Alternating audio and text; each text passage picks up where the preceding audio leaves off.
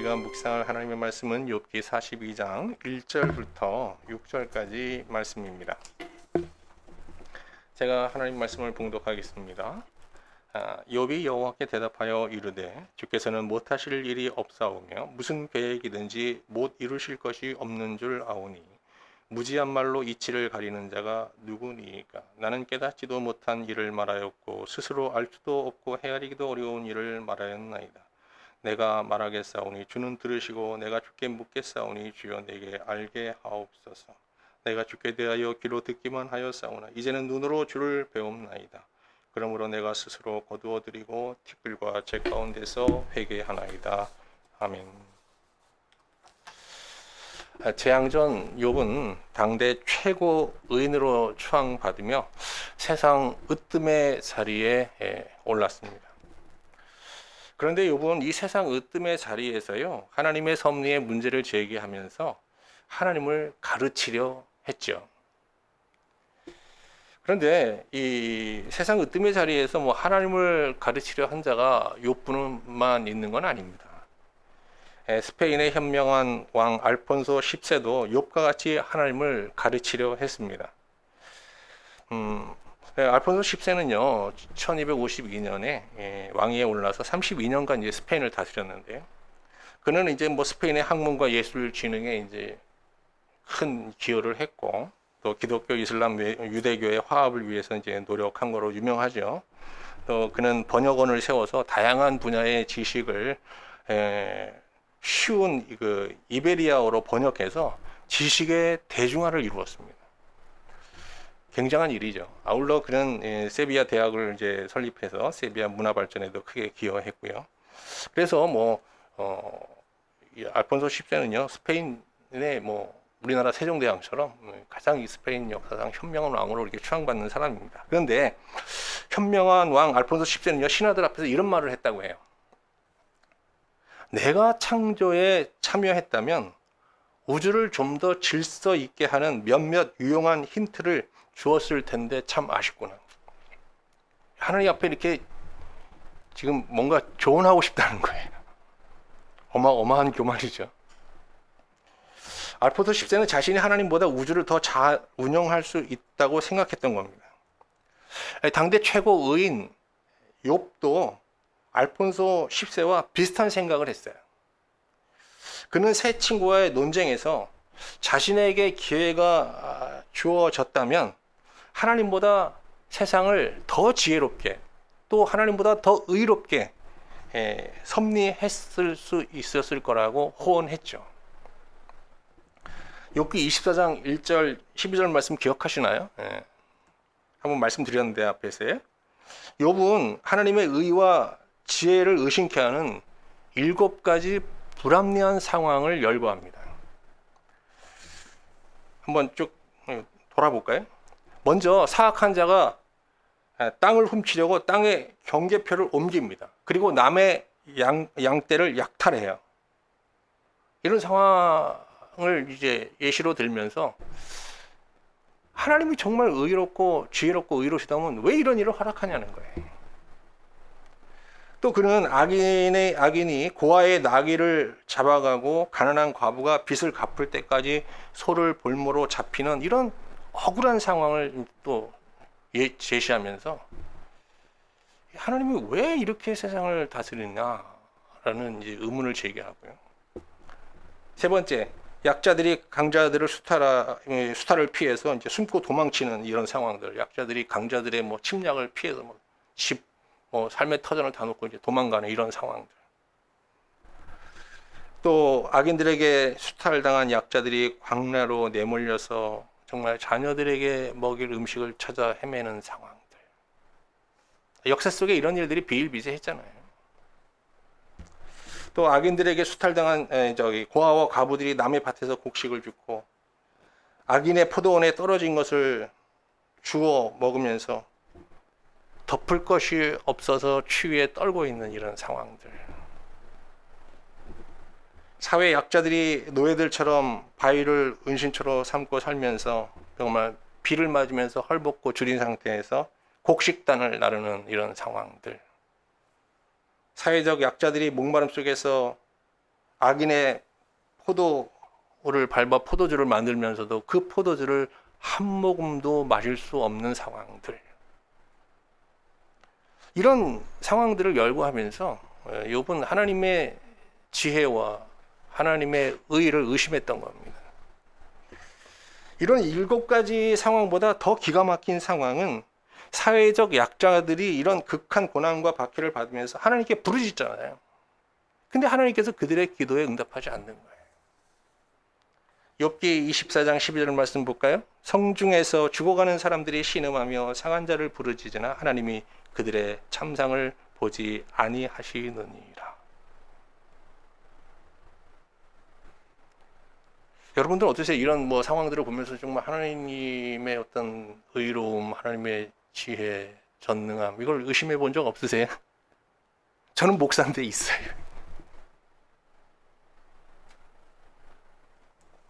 재앙전 욥은 이러한 그 하나님의 불합리한 섭리에 안타까워하면서 하나님을 향해 부르짖는 약자들의 편에 서서 그들을 돕는 정말 의의 삶을 살았어요. 그는 버려진 고아와 살 길이 막막한 과부들을 돌보았고, 억울하게 망하게 된 자들의 편에서 그들의 권익을 보호하려고 노력했고요. 맹인의 눈이 되려 했고, 다리 저는 자의 발이 되려고 했고, 빈곤한 자의 아버지가 되려고 했습니다. 그리고 때로는 정의의 사도가 되어서 약한 자를 속이고 협박하는 악인의 턱뼈를 부숴버리고, 그리고 그 노획한 물건을 빼앗아 돌려주었어요. 얼마나 통쾌해요. 욥은 여러 이런 의를 실행하는 가운데 자신이 하나님보다 더 의로운 의의 화신이라는 그런 자부심을 갖게 됩니다. 그래서 이런 고백을 하게 되죠. 욥기 29장 14절입니다. 내가 의를 옷으로 삼고 입었으며 나의 정의는 겉옷과 모자 같았느니라. 얼마나 멋있습니까? 온 머리 꼭대기부터 발끝까지 다 의로 무장된 거예요.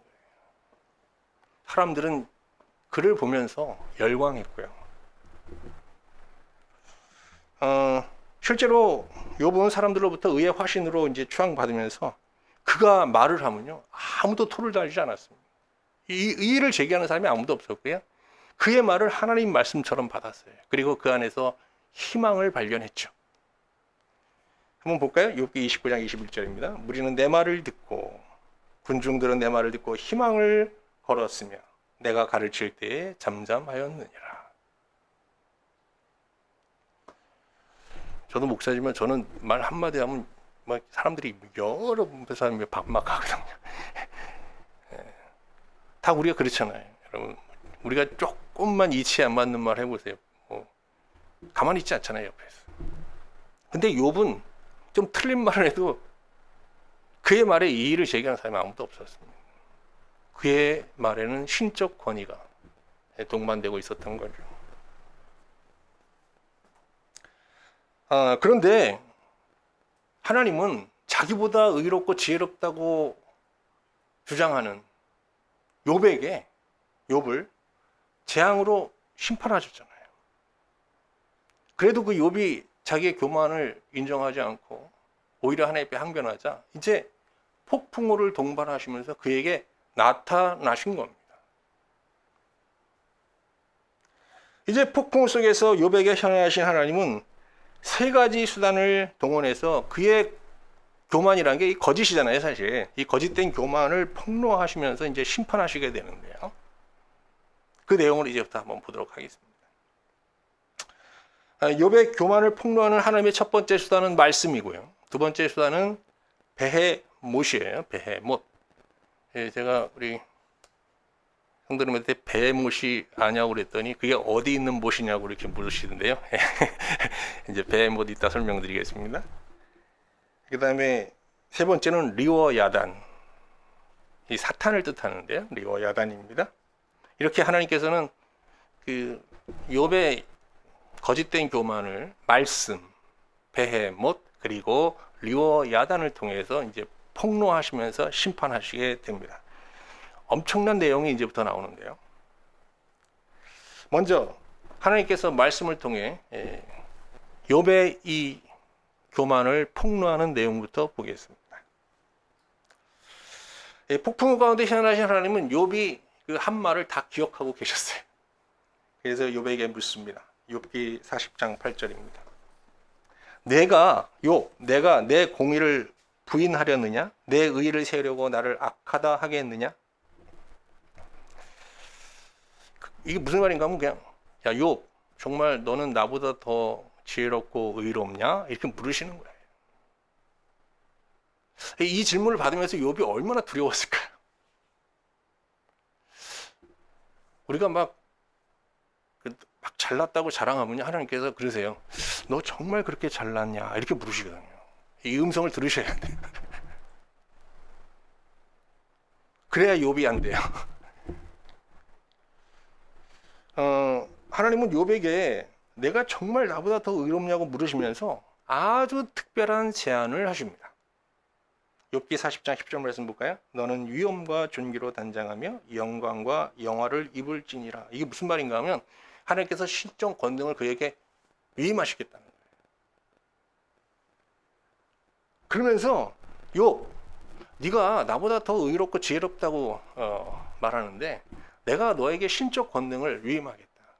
네가 한번 너의 지혜와 너의 그 의로움으로 이 세상을 한번 정말 공정하게 정의롭게 한번 다스려 봐라 라고 제안하시는 겁니다. 그런데 하나님께서 욥에게 기대하시는 이 정의는요, 욥이 생각하는 정의와 좀 달라요. 욥이 생각하는 정의는 뭐예요? 약자의 편에서 강자의 포갑을 막고 그들의 권익을 보호해 주는 거잖아요. 근데 하나님께서 얘기하는 정의는 그런 게 아니에요. 사람들이 교만하여 하나님을 다 떠났잖아요. 그래서 교만한 자들에게 회개를 촉구하여 돌아오게 하는 거예요, 하나님. 그리고 어떻게 해요? 교만의 죄를 폭로하면서 회개를 촉구하면서 돌아오라는데 돌아오지 않는 악인을 심판하여 짓밟는 거예요. 한번 욥기 40장 11절 13절 말씀 볼까요? 너의 넘치는 노를 비우고 교만한 자를 발견하여 모두 낮추되. 이 교만한 자를 낮춰서 어떻게 하는 거예요? 돌아오게 하는 거예요. 교만은 뭐냐? 하나님을 떠나게 하는 거예요. 하나님처럼 높아지려고 하는 거니까요. 그 속성이. 그래 보세요. 모든 교만한 자를 발견하여 낮아지게 하며 악인을 그들의 처소에서 짓밟을 지니라. 악인이라는 건 누구냐? 자기의 교만죄를 인정하지 않고요. 돌아오지 않는 자들이에요. 그들을 함께 진토에 묻고 그들의 얼굴을 싸서 은빈한 곳에 둘지니라. 하나님이 욥에게 신적 권능을 부여하시면서 그에게 기대하시는 정의는 하나님처럼 되고자 하는 이 세상의 교만을 다 제거하고 나를 떠난 자들을 돌아오게 하라는 거예요. 그러면서 하나님은 만약 욥이 이 세상의 교만을 제거하고 뭇백성들을 자기에게로 돌아오게 하면은 그의 그 지혜와 권능을 의로움을 인정하고 세상을 우주를 통치하는 이 통치권을 그에게 넘겨주겠다라고 말씀하시는 거예요. 욥기 40장 14절 말씀 볼까요? 그리하면은 어떤 거죠? 욥이 이렇게 하나님의 정의를 실현하면 내 오른손이 너를 구원할 수 있다고 내가 인정하리라. 너를 신적 존재로 인정하겠다는 거예요. 이에 욥은 이제 하나님부터 신적 권능을 부여받아서 교만한 자들을 찾아 회개를 촉구하며 하나님 앞에 돌아가라고 이제 권면하면서 돌아가지 않는 자 악인들을 이제 짓밟아서 심판해야 됩니다. 그런데 욥에게 발견되는 이 세상에 가장 교만한 첫 번째 사람은 누굴까요? 누구예요?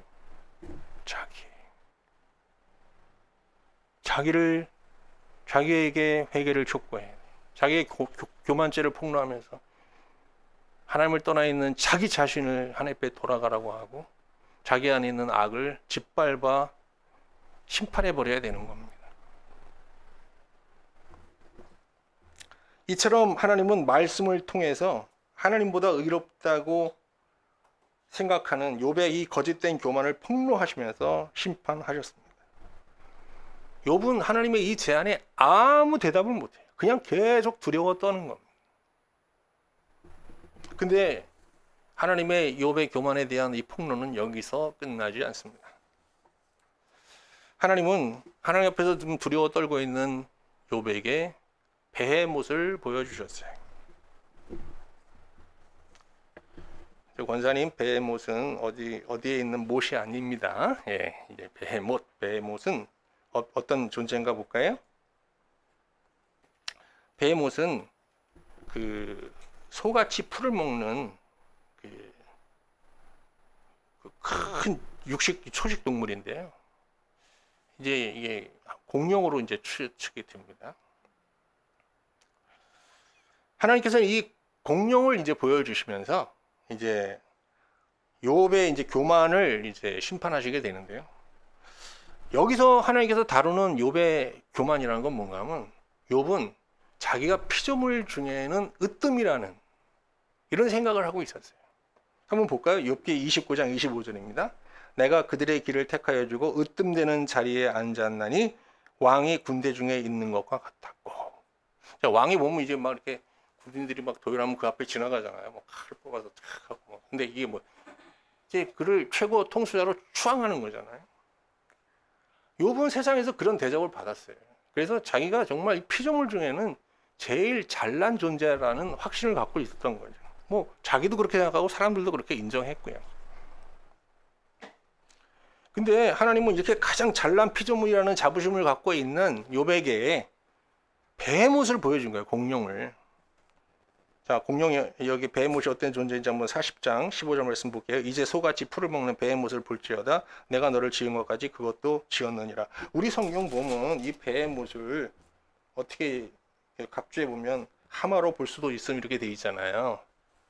근데 이제 뒤에 이렇게 쭉 배의 못을 설명하는 내용을 보면요, 하마로 보기 어렵습니다.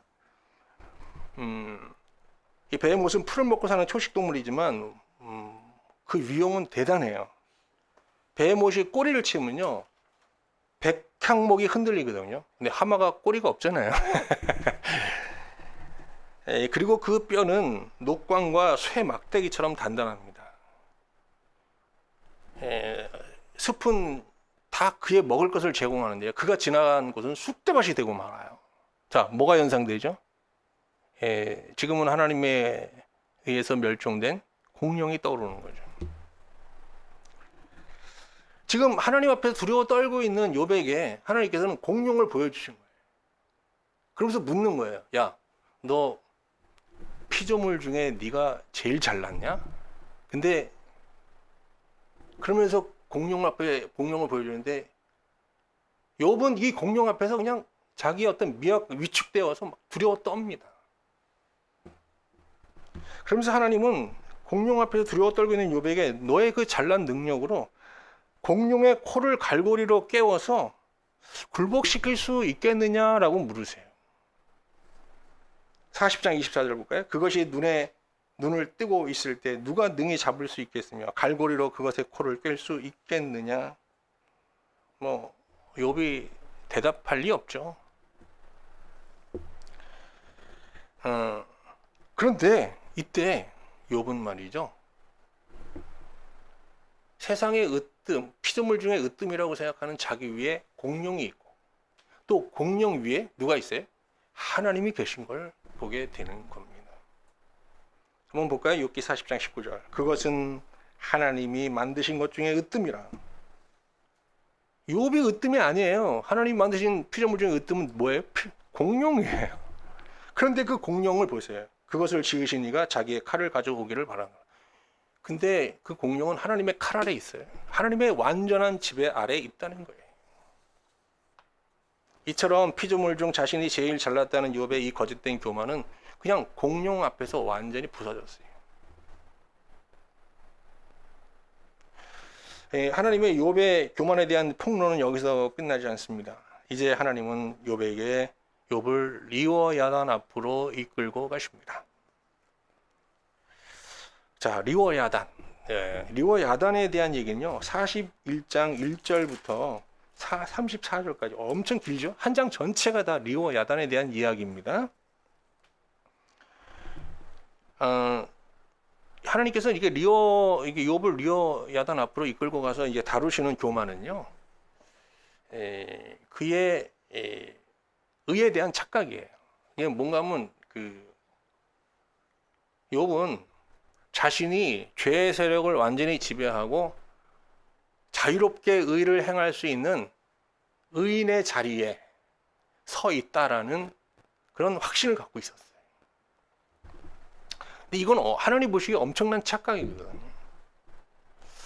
저도 이제 죄의 문제에 막 이게 정말 의롭게 살려고 몸부림치다가 이제 계속 실패하는 과정 속에서 뭐 여러 사람들한테 이제 물으러 다녔어요. 근데 그때 다른 사람들이 나도 그 죄의 세력 앞에 늘 무릎 꿇고 실패해 이렇게 얘기했어야 되는데 자신들은 이렇게 죄의 세력을 통제하고 의를 행하는 것처럼 그런 위치에 있는 것처럼 얘기하면서 전제하면서 저에게 이렇게 많이 충고하는 사람들이 많았어요. 지금 생각하면 다 엄청난 거짓된 의인들인 거죠.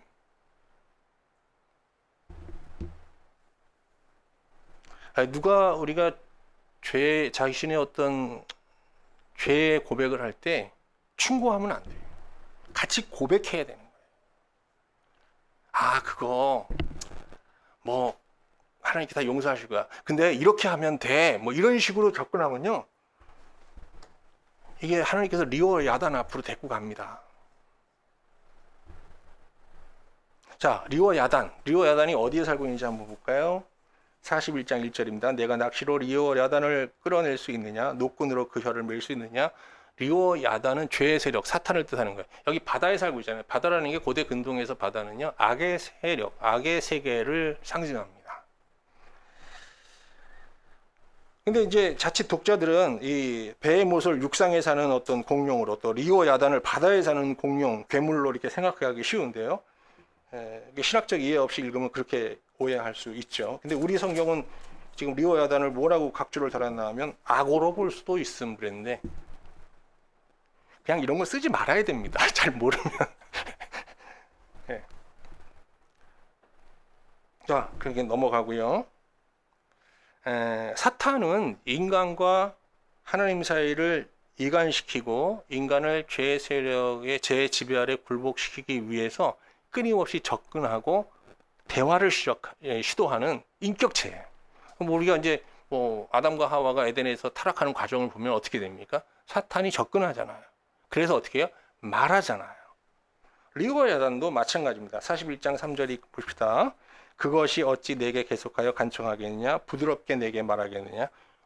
여기서 사탄이 끊임없이 와서 우리를 미혹한다는 거예요. 근데 죄를 거부하고 의를 추구하는 자는요, 리오 야단, 사탄과 전쟁을 벌이게 됩니다. 여러분도 그러시잖아요. 죄의 세력에 그냥 무저항적으로 이렇게 복종하지 않잖아요. 싸우죠. 치열한 내적 전쟁을 벌이죠. 우리가 양심의 소리도 듣고 하나님 말씀도 들으면서 이 죄의 세력과 이제 맞서 싸우는데요. 이 싸움의 정도는 사람마다 다 다르죠. 근데 궁극적으로 이 리오 야단을 굴복시켜 죄의 세력에서 벗어나 정말 자유롭게 의를 행하며 살 수 있는 의인은 아무도 없습니다. 지금 이 리오 야단과 싸우고 있는 이 욥의 얘기를 쭉 하는 거예요. 그런데 이 싸움에서 네가 정말 이길 수 있느냐라고 묻는 거예요. 근데 이길 수 없다는 겁니다. 그런데 이 사탄이 욥과 같은 의인을 이렇게 자기 지배 아래 굴복시키는 이 방법이요, 아주 교묘합니다. 아주 교묘해요. 자, 먼저 욥기 41장 12절 말씀 볼까요? 내가 그것의 지체와 그것의 용맹과 늠름한 체구에 대하여 잠잠하지 아니하니라. 그러니까 이 리오 야단은 어떤 하나님을 떠난 사람, 아담의 후손들이 맞서 싸울 대상이 아니란 얘기입니다. 근데 이 사탄이 욥과 같은 이 의인을 굴복시키는 방법은요, 잘 들어보세요. 우리가 아담의 타락한 본성을 갖고 있잖아요. 하나님처럼 되려는 교만의 본성. 이 교만의 본성을 사람들이 이 세상에서 추구하는, 싫어하는 방법은 뭐라고 그랬죠? 크게 두 가지라고 그랬잖아요. 인간의 한계를 뛰어넘는 어떤 성공을 통해서 이제 하나님처럼 되려는 능력을 통해서, 실력을 통해서 이제 자기네 교만을 이제 실현하려는 거고요. 또 하나는 뭐라고 했어요? 하나님처럼 의롭게 되려, 의인이 되려는 겁니다. 의로운 자로. 그래서 어떻게 해요? 하나님처럼, 하나님과 같은 존재로 이제 추앙받는 삶을 사는 거거든요. 욥은 이 두 가지를 다 성공한 거예요. 다 이룬 거예요. 성공도 했고요. 또 하나님처럼 의인으로 이제 인정받은 겁니다. 그런데 이 하나님처럼 의로워지려는 이 시도 속에서 어떻게 됐어요? 이 시도를 사탄은 막지 않은 거예요. 그냥 격려한 거예요. 그래 계속 잘한다. 그러면서 어떻게 해요? 교만을 자극한 거예요. 그래서 욥이 한참 의를 행하고 나니까 어디 있어요, 자기가? 교만한 자를 지배하는 사탄의 지배 아래에 있는 걸 발견하게 된 겁니다. 자, 욥기 41장 34절 말씀 보겠습니다. 아주 중요한 구절이에요. 그것은 모든 높은 자를 내려다보며, 여기 그것은 리와 야단을 얘기하는 거예요. 모든 교만한 자들에게 군림하는 왕이니라. 욥은 하나님보다 의인임을 자부하던 욥은요, 자신이 지금 하나님을 멀리 떠나서 교만하여 하나님을 멀리 떠나 교만의 왕인 리워야단 사단의 지배 아래에 있는 자기의 실상을 발견하게 된 거예요. 얼마나 경악했어요. 아! 하고 소리 지르는 거예요. 내가 있는 자리가 하나님을 떠나 사단에 굴복하는 리워야단의 지배 아래에 있는 거야? 하면서 이제 그냥 경악하게 되는 거죠.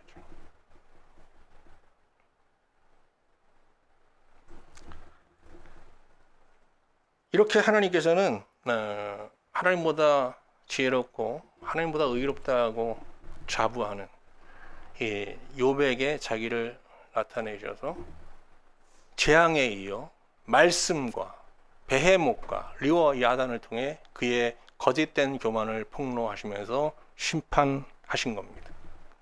이에 욥은 비로소 하나님 앞에 무릎을 꿇고 자기 교만죄를 고백하면서 이제 회개하기 시작합니다. 자, 욥이 이제 회개하는 과정을 한번 볼까요?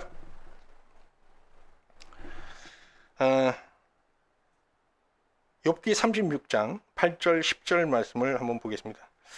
하나님께서는 먼저 욥의 이 교만을 재앙을 통해서 이제 폭로하시면서 이제 회개를 촉구하셨잖아요. 36장 8절 10절 한번 볼까요? 혹시 그들이 족쇄에 매이거나 환란의 줄에 얽혔으면 그들의 소행과 악행과 자신들의 교만한 행위를 알게 하시고 그들의 귀를 열어 교훈을 듣게 하시며 명하여 죄악에서 돌이키게 하시나니.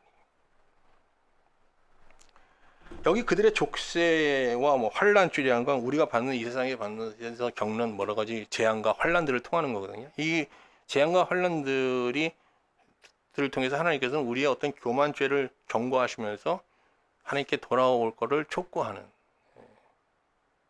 그런 의미를 담고 있을 때가 이제 많죠. 그러나 욥은 이런 여러 가지 재앙을 통해서도 자기의 교만죄를 깨닫지도 또 인정하지도 않았습니다. 오히려 그는 의로운 자신을 이유 없이 심판하시는 하나님을 불의한 분이라고 이제 맹비난하면서 교만을 더하는 죄를 범하게 됩니다. 그러나 하나님은 욥을 포기하지 않으시고 말씀과 베헤못 그리고 리워야단을 동원해서 그의 마음에 가득한 거짓된 교만을 이제 폭로하시죠. 그래서 이제 욥이 드디어 이제 회개하기 시작하는 겁니다. 그 회개 내용을 한번 볼까요? 욥기 42장 1절 3절입니다. 주께서는 못하실 일이 없사오며 무슨 계획이든지 못 이루실 것이 없는 줄 아오니 무지한 말로 이치를 가리는 자가 누구니까 나는 깨닫지도 못한 일을 말하였고 스스로 알 수도 없고 헤아리기도 어려운 일을 말하였나이다. 하나님으로부터 교만죄를 부정할 수 없을 만큼 이게 완전하게 폭로당한 이 욥은요, 무지한 상태에서 하나님께 내뱉었던 그 온갖 교만한 말들, 그런 태도들을 다 일일이 고백하며 이제 용서를 구하게 되는데요. 근데 이렇게 치열하게 욥이, 뭐 여기 구절은 짧지만 이 시간이 얼마나 길었겠어요. 그가 한 말들을 다 돌아보면서 뭐 계속 고백하고 있는데요. 저도 뭐 이제 주중에 이제 화물차 운전을 하면서 그냥 운전만 하는 건 아니고요. 좀 여유가 그냥 운전해서 좀 운전할 때 이제 뭐 하나님 앞에 자기를 돌아보면서 비슷한 시간을 갖죠. 내가 하나님을 거짓되이 섬겼던 거, 또 허황된 꿈을 가지고 목회했던 것들, 또 목회를 열심히 한다는 명분 아래 가족을 소홀히 한 것들, 뭐 이런 것들. 근데 이렇게 이제 욥도 그런 그냥 그 회개 시간이 얼마나 길었는지 모르지만 이 회개를 계속 하는데, 이런 과정에서요 자기의 이 교만한 마음, 이게 뭐 재앙으로도 깨지지 않았던 정말 다이아몬드처럼 단단한 그런 견고한 아주 강팍한 마음이었잖아요. 근데 이 마음이, 그의 교만한 마음이, 강팍한 마음이 티끌과 죄로 변하는 경험을 하게 됩니다. 42장, 욥기 42장 6절입니다. 그러므로 내가 스스로 거두어드리고 티끌과 죄 가운데서 회개하나이다.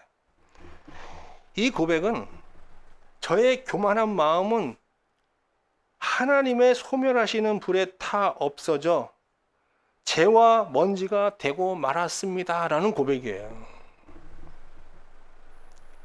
그럼 여러분, 어떤 그 생명체가 티끌과 재가 되었다는 건 뭐예요? 죽었다는 거잖아요. 완전히 죽은 거예요. 그러니까 우리도 어떻게 예수 그리스도와 연합하여 사는 자는 우리의 어떤 아담의 부정한 마음을, 본성을 어떻게 십자가에 못 박고 무덤에 장사되는 거잖아요. 예수 그리스도와 함께. 그래서 어떻게 돼요?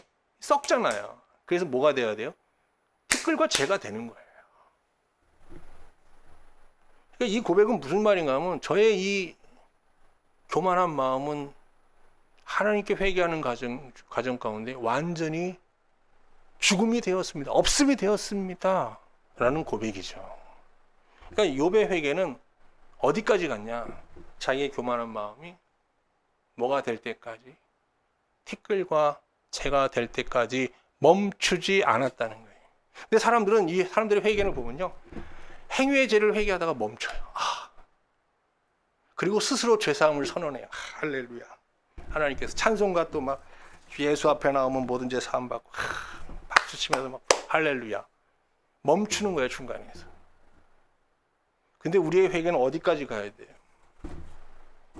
우리의 마음이, 이 강팍한 마음이 티끌과 재가 될 때까지, 십자가에 못 박아 죽어서 무덤에 장사되어 흙으로 바뀔 때까지 멈추지 말아야 되는 거예요. 이렇게, 그러니까 이제 욥의 회개는 끝까지 간 거예요. 끝까지. 근데 회개의 끝에서 욥은 기가 막힌 하나님의 은혜를 경험하게 됩니다. 욥기 42장 5절 말씀 보겠습니다. 내가 주께 대하여 귀로 듣기만 하였사오나 이제는 눈으로 주를 배웁네. 하나님을 눈으로 보는 은혜를 잊게 되는데요. 이 은혜가 어떤 은혜인가 하면요, 사실은 이거는 욥이 죽은 후에 하나님 앞에 기대하던 구원이에요. 구원. 한번 볼까요? 욥기 19장 26절 27절. 내 가족이 벗김을 당한 뒤에도 내가 육체 밖에서 그랬어요. 이건 뭐야? 내가 죽어서, 죽은 후 어떻게 해요? 뭘 기대했어요? 하나님을 보리라. 내가 그를 보리니 내 눈으로 그를 보기를 낯선 사람처럼 하지 않을 것이라 내 마음이 초조하구나. 그는 그런 구원을 기대했어요. 그러나 그런 구원을 내가 받을지 못 받을지 잘 모르겠다는데, 내 심령이 초조하다는 건 확신이 없다는 거예요. 그런데 그가 그냥 막연히 바라던 죽은 후에 하나님을 보는 그 구원을 지금 어떻게 해요? 회개의 끝에서 지금 여기서, 이 세상에서 경험하게 된 거예요. 이걸 뭐라고 그래요? 신약에서는요, 영생의 구원이라고 하는 거예요. 오늘 우리가 불렀던 찬송가에 나오는 영원에 잇대어진 생명을 얻는 거예요.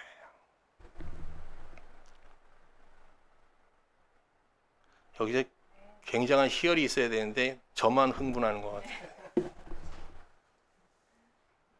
이런 반전이 욥기에 있는데요, 이게 욥기에만 있고 내 안에서 일어나지 않으면 욥기는 우리한테 아무 의미가 없는 책이에요. 욥기는 하나의 문학서로 끝나는 거예요. 하나님 말씀이 아닌 거예요. 이게 그냥 단순한 고대 문학서가 아니라, 고전이 아니고, 이게 하나님 말씀이 되려면 이 경험이 내 안에서 일어나야 돼요. 이 반전이 내 안에서 일어나야 돼요. 근데 그 반전은 어디서 일어나느냐? 죽은 다음에 구원받는 게 아니라 회개의 끝자락에서 어디? 티끌, 우리의 마음이 티끌과 재가 되는 그 자리에서 오늘 우리 이 유튜브의 타이틀처럼 끄트머리 자리에서 그 반전이 일어나는 거예요.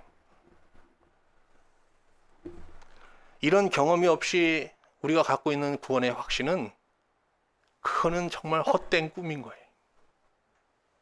우리가 갖는 구원의 확신은 무엇으로 보증해요? 뭐 어떻게 증거가 뭐예요? 성경 구절이요? 아, 그거 성경 구절 몇 개 암송한다고요? 그건 거짓이에요.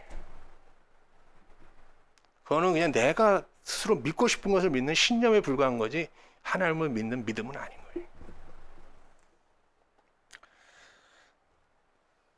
사람들은 이 세상에서 고통 없이 무탈하게 사는 상황적인 어떤 형통회복, 또 정말 보란듯하게 다른 사람들이 부러워할 만한 보란듯한 삶을 살면서 평안하고 유복하게 살면서 윤택하게 살면서 또 사람들한테 추앙받는 그런 뭐 부귀 영화, 뭐 또 명예 이런 복을 구하며 살잖아요.